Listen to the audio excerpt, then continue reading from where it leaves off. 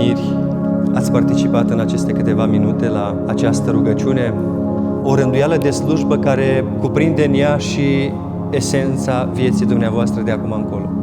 Inima ta cu inima ei cumva și-au găsit un fel de pereche, s-au unit.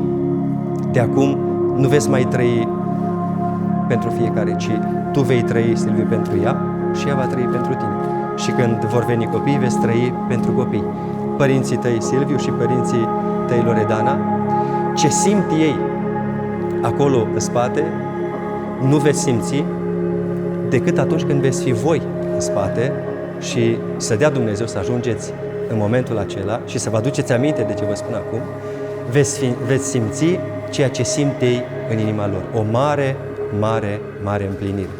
Că v-au văzut aici, aduși înaintea lui Dumnezeu, ca soț și soție, este, cum spun părinții, cum spun cei mai bătrâni, ca și când și-ar lua ceva de pe suflet, de acum, pentru că v-au văzut mire și mireasă.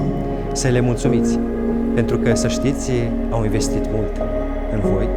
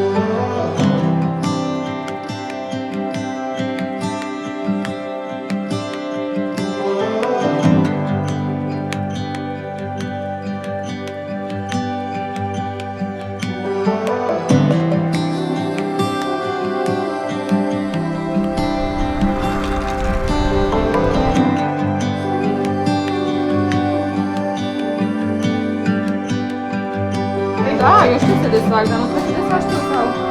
Nu, eu nu știu. Hai, da! Am dintr-o pahar de fapt.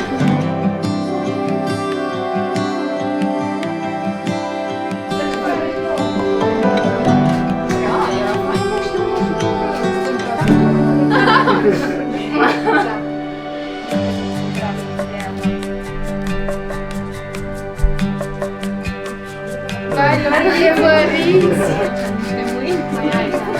Pentru prima dată de când și-au unit destinele, pentru prima dată ca soț și soție, la primul lor dans, vă rugăm aplauze furtunoase pentru mirii noștri!